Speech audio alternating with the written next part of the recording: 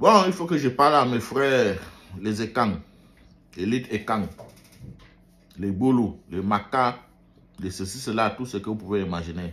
Il faut que je vous parle un peu. Parce que j'ai entendu certaines rumeurs, certains gens qui étaient en train de pleurnicher que Biya n'a jamais aimé les gens de son village. Biya n'a jamais aimé les Boulou. Voilà pourquoi Biya a décidé de passer le pouvoir à Ferdinand Ngomba au lieu de choisir son fils, Frank Biya. Ce qui est archi faux. Nous tous, nous avons vu que c'est à la dernière minute que Biya s'est levé, qu'il a commencé à réfléchir. Parce que c'est quelqu'un qui est totalement égocentrique. C'est quelqu'un qui ne pense pas aux autres. Vous pouvez même prendre l'exemple, c'est que ses enfants sont devenus aujourd'hui. Donc c'est quelqu'un qui n'a jamais pensé aux autres. Et s'est levé, c'était déjà tard. Il y avait les autres qui avaient déjà pris le contrôle. Mais ce n'est pas tout entièrement de sa faute. Mais c'est de vos fautes. Par vos naïvetés et le tribalisme. Mes frères Ekang, vous avez contribué par vos naïvetés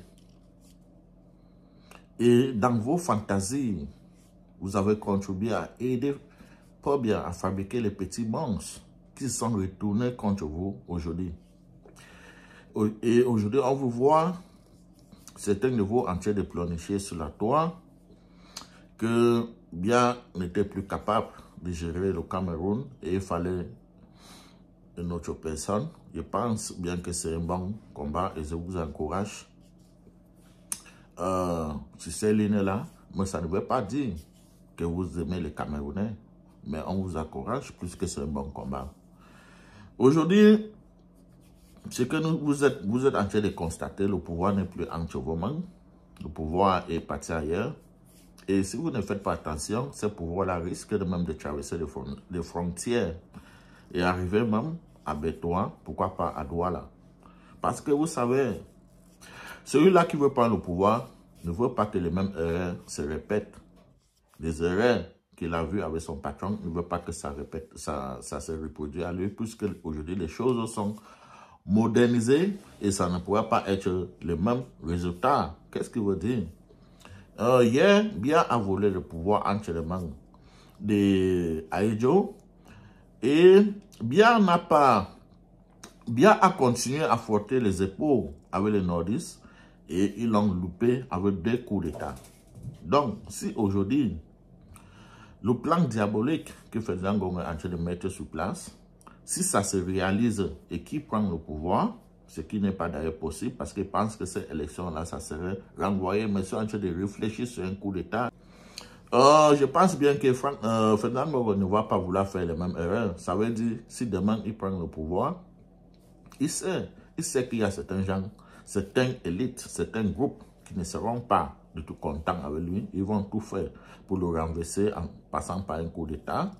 Donc, qu'est-ce qu'il va faire? Il va d'abord s'éloigner de ces personnes-là. Aujourd'hui, il s'entoure avec les Etones, mais ça ne veut pas dire qu'il aime les Etones. C'est son plan. C'est son plan. C'est le plan qu'il est en train de faire. Il s'entoure avec les Etones. Mais le moment venu, lui-même, il va s'éloigner des Etones. Et surtout, les Ekang. Et qu'est-ce qu'il va faire? Première des choses que lui va faire, c'est d'abord chercher à fragir les Ekang. Et qu'est-ce qu'il va faire? Il va lancer une opération, quelque chose à peu près comme récupération de biens mal acquis et toutes ces choses-là, et essayer de voir les gens qui ont volé l'argent, comme à peu près la même chose que Olivier Guéma est en train de faire au Gabon. Mais pour lui, là, ça ne serait pas parce que lui veut récupérer les biens mal acquis, l'argent de l'État. Non, non, ça ne serait pas ça. Son but serait de fragir les Ekang. En faisant quoi? En les poursuivant et jeter en prison. Et en prison, maintenant, ils vont les empoisonner et ils vont mourir à petit feu. Comme ça, il va fragiler les Ekang et lui, il va bien s'installer. D'ailleurs, n'oubliez pas que Ferdinand Ngomba est encore jeune, donc ça veut dire s'il prend le pouvoir, ce qui est sûr, il va faire autour de 35 à 40 ans au pouvoir, c'est son plan.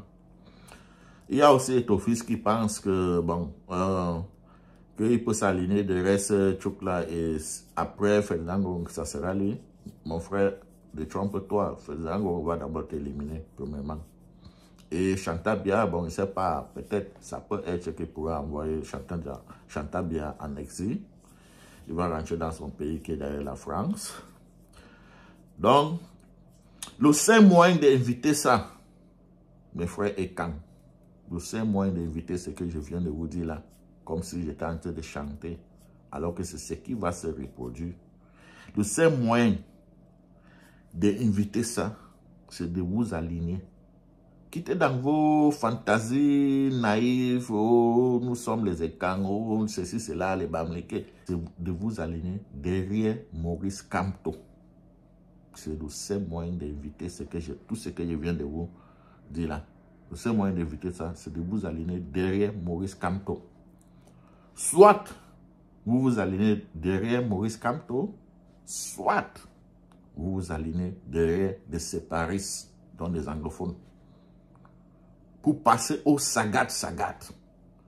Parce que si Ferdinand Ngongo réussit à s'installer, ce qu'il a envie de faire là, si ce plan-là, si ça réussit, je sais que les premières personnes qui vont courir derrière, ça serait vous. Hein. Parce que c'est vous, ce premier adversaire qu'il va falloir qu'il détruise. Donc les premières personnes qui vont d'abord chercher à détruire, ça serait vous. Et ça ne serait pas facile parce qu'ils vont vous mater correctement.